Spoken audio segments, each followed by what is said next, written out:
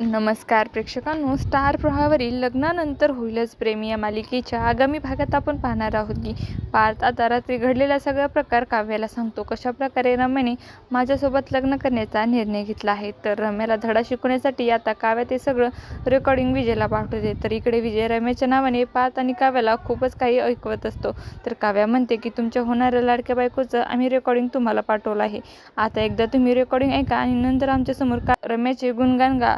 Recording ऐकल्यानंतर विजयला आता खूपच राग येतो आणि तो लगेच ताबडतोब रम्याला फोन करतो. रम्याला अगोदर कळतं की नक्की काय झालंय. तेव्हा विजय म्हणतो की तू माझ्याशी साखरपुडा केलास आणि तुला पारशी लग्न करायचंय. तुला काय मी टिश्यू वाटलो का यूज अँड थ्रो करायला? मी जे तुला अंगठी दिली ना, तू ती डस्टबिनमध्ये टाकून दे, कारण मी आता तुझ्यासोबत लग्न करणार नाही.